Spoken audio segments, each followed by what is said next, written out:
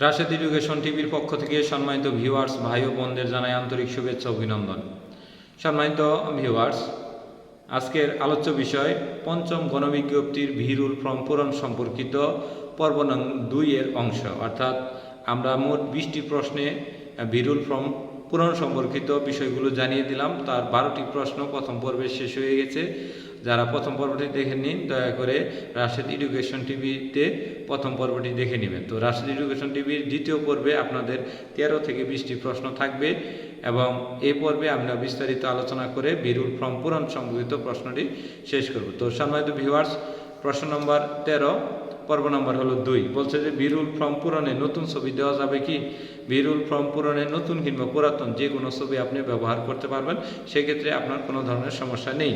প্রশ্ন নম্বর হলো 14, বলছে যে ভিরুল ফর্ম পূরণে বিধবারা যারা রয়েছেন তারা সেই ক্ষেত্রে বিবাহিত নাকি অবিবাহিত না অন্যান্য, কোনটা ব্যবহার করবেন?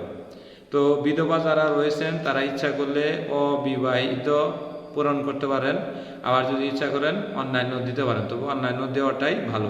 তবে সেই ক্ষেত্রে আপনার ধরনের এই ক্ষেত্রে আপনার পুলিশ ভেরিফিকেশন সমিত কোনো ধরনের সমস্যা এক্ষেত্রে হবে না। এটা শুধুমাত্র বিবাহিত না অবিবাহিত বেশ কিছু সাময়িক বাহিনীর চাকরি রয়েছে যেগুলোতে বিবাহ হারাম বা চাকরি পাওয়ার আগে বিবাহ করা যাবে না, এবং বেশ কিছু পদ রয়েছে পরিবার পরিকল্পনা অধিদপ্তরের, সেক্ষেত্রে আপনি চাকরি পাওয়ার আগে বিবাহ করিতে পারিবেন না, এগুলোর কিছু শর্ত রয়েছে।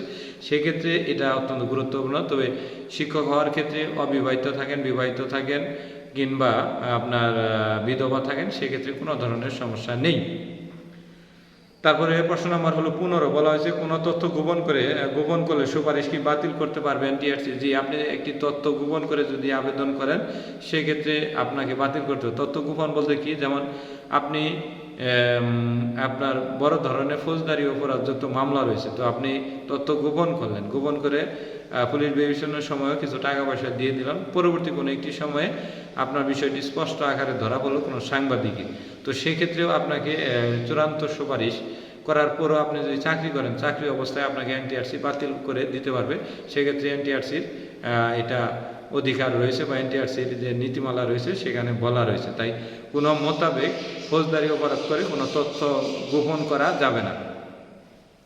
16 নম্বর প্রশ্ন, বলছে যে ফৌজদারি অপরাধ সংক্রান্ত তথ্য গোপন করা যাবে কি? সম্মানিত ভিউয়ার্স, এই বিষয়টি জরুরি। ফৌজদারি অপরাধ বলতে কি বোঝায়? যে ধরনের অপরাধে আমরা সচরাচর জেলে যাই সেগুলোকে আমরা ফৌজদারি অপরাধ বা ক্ষমার অযোগ্য অপরাধ যেটা বলা হয় সেটা ফৌজদারি অপরাধ। তো এই ধরনের অপরাধে সবার লাস্টে একটি বিষয় পয়েন্ট উল্লেখ করা রয়েছে যে ফৌজদারি অপরাধ, যেমন আপনি কি করলেন, নারী নির্যাতনের মামলার একজন আসামি, এটা ফৌজদারি অপরাধ।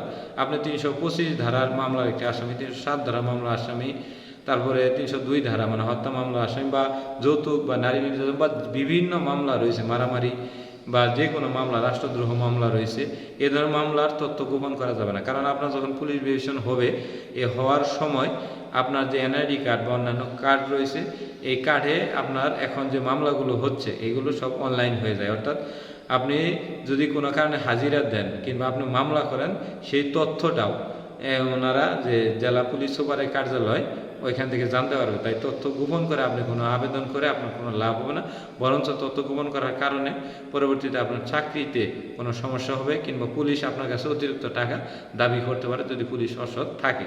তো এই তথ্য গোপন করে কোনো আবেদন দয়া করে করিবেন না।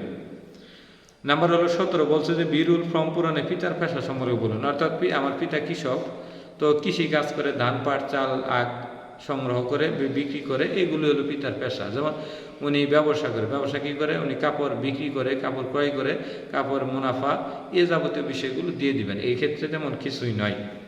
ভিরুল ফর্ম পূরণে কোনো সমস্যা হলে করণীয় কি? যেমন আপনি ভিরুল ফর্ম পূরণ করে যাচ্ছেন কিন্তু কোনো মোতাবেক আপনার ইউজার আইডি এবং পাসওয়ার্ড নিচ্ছে না, তো সেক্ষেত্রে আপনি এনটিআরসিতে লিখিত অভিযোগ দিতে পারেন, এমনকি আপনি ফোন করে বিষয়টি জানাতে পারেন। যদি ফোনে কাজ না হয় তাহলে অবশ্যই আপনি এনটিআরসির অফিসে গিয়ে এই বিষয়টি সমাধান করতে পারেন, অথবা টেলিটক বাংলাদেশ লিমিটেড ফোন করেও সমস্যাটা সমাধান করতে পারেন যদি টেলিটক কোম্পানি আপনাকে ধরে। ভিরুল ফর্ম পূরণ না করলে প্রাথমিক সুপারিশ কি বাতিল হবে? জি, ভিরুল ফর্ম পূরণ না করে কেউই আপনার চূড়ান্ত সুপারিশ পাবে না, এবং ভিরুল ফর্ম পূরণের সময় শেষ হয়ে গেলে আর নতুন করে সময় যদি না বৃদ্ধি করে তাহলে আপনার প্রাথমিক সুপারিশে আপনি বাতিল বলে গণ্য হবেন। আরেকটি বিষয় বলি যে প্রশ্ন নম্বর হলো 20, বি রুল ফর্ম।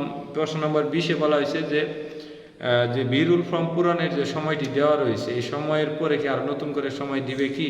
আমরা চতুর্থ গণবিজ্ঞপ্তিতে কিছুটা সময় পেয়েছিলাম, তবে পঞ্চম গণবিজ্ঞপ্তিতে এ ধরনের সময় দিবে না বলে আমার বিশ্বাস। কারণ যতটুকু সময় দেওয়া রয়েছে এবং অতি দ্রুত, যেহেতু এমপিভুক্ত স্কুল, কলেজ, মাদ্রাসা এবং কারিগরি শিক্ষা প্রতিষ্ঠানে শূন্য পদের সংখ্যাটা বেশি, তো সেক্ষেত্রে অতি দ্রুত যাতে নিয়োগ দেওয়া যায় এবং বছরে 2টি করে যেন গণবিজ্ঞপ্তি দেওয়া যায়, এই লক্ষ্যে এনটিআরসি অর্থাৎ বেসরকারি শিক্ষক নিবন্ধন ও প্রত্যয়ন কর্তৃপক্ষ কাজ করছে। তো সেই হিসেবে আমি বলবো যে নতুন করে আর সময় বৃদ্ধি করবে না। তো বৃদ্ধি যেহেতু যদি না করে, তাহলে অতি দ্রুত আপনার সময় শেষ হওয়ার 72 ঘন্টা আগে আপনার অনলাইন আবেদনটা কমপ্লিট করে নেন। আর একজন দক্ষ লোকের কাছে, একজন দক্ষ কম্পিউটার অপারেটরের কাছে অবশ্যই অনলাইন আবেদন করবেন, কারণ এটা চাকরির বিষয়, খামখেয়ালি কোনো বিষয় নয়।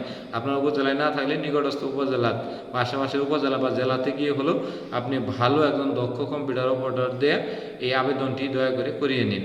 মানে নতুন লোকের কাছে এই ধরনের আবেদন করে আপনার এই পুলিশ ভেরিফিকেশন বা বি রুল ফর্ম পূরণে কোনো ধরনের ঝামেলা পড়বে না। পরবর্তী ঝামেলা পড়লে এর থেকে বেশি টাকা করে কিন্তু আপনার এনটিআরসিতে যাওয়া এবং এনটিআরসিতে আসা, এবং এটা একটু ভোগান্তি, পরবর্তীতে আবার অনলাইনে দেখা, এটা কিন্তু একটা চিন্তার কারণ হয়ে দাঁড়াবে।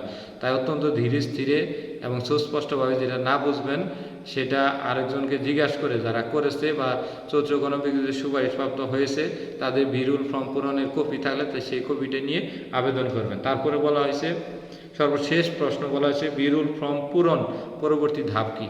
আপনি যখনই বি রুল ফর্ম পূরণ করবেন, এই বি রুল ফর্ম পূরণ সুরক্ষা সেবা বিভাগ অর্থাৎ এসএসডি অর্থাৎ সুরক্ষা সেবা বিভাগে স্বরাষ্ট্র মন্ত্রণালয়ের অধীনে এগুলো যাবে। যাওয়ার পরে সুরক্ষা সেবা বিভাগ এটি আপনাকে জেলাওয়ারি আলাদা করবে। আলাদা করার পরে এর একটি কপি এনটিআরসিতে জমা দেবে, আর একটি কপি আপনার প্রত্যেকটি জেলা পুলিশ সুপারের কার্যালয়ে জমা দেবে। পুলিশ সুপারের কাছে যখন আসবে, তারা আলাদা করে আপনাদেরকে ফোন করে পুলিশ ভেরিফিকেশনের বিষয়ে জানাবে। তার আগে আপনাদের কোনো কাজ নেই, অর্থাৎ আপনার এই কাজ শেষ হলে আপনারা যে কোনো সময়, মানে এই কাজ সময় শেষ হওয়ার পরে যে কোনো সময় আপনারা চূড়ান্ত সুপারিশ পেয়ে যাবেন। অর্থাৎ আপনার পুলিশ ভেরিফিকেশন শেষ করেও আপনাকে চূড়ান্ত সুপারিশ দিতে পারবে এনটিআরসি, এবং কি আপনাকে এই পুলিশ ভেরিফিকেশন চলমান রেখেও আপনাকে সুপারিশ দিতে পারে। এটা সম্পূর্ণ এনটিআরসির ইচ্ছা। তবে চূড়ান্ত সুপারিশ বা পুলিশ ভেরিফিকেশন শেষ হইতে অনেক সময় লাগে, তাই চলমান রেখে আপনাদের সুপারিশ দিবে। এই সুপারিশটি সর্বোচ্চ সময় হলে সর্বোচ্চ 60 দিনের মধ্যে আপনারা আশা করি এমপিভুক্ত স্কুল, কলেজ, মাদ্রাসা এবং কারিগরি শিক্ষা প্রতিষ্ঠানে প্রবেশ করতে পারবেন। এই হলো আমাদের রাশেদ এডুকেশন টিভির পুলিশ ভেরিফিকেশনের বি রুল ফর্ম পূরণ সম্বন্ধে দ্বিতীয় পর্ব। আশা করি প্রথম এবং দ্বিতীয় পর্ব মিলে এই 21টি প্রশ্ন যাদের সমস্যা ছিল বি রুল ফর্ম পূরণ সম্পর্কে আর কোনো ধরনের প্রশ্ন আশা করি নাই। তারপরেও যদি কোনো প্রশ্ন বাদ পড়ে অবশ্যই আমাদের কমেন্ট করুন। ধন্যবাদ সবাইকে, সবাই ভালো থাকবেন।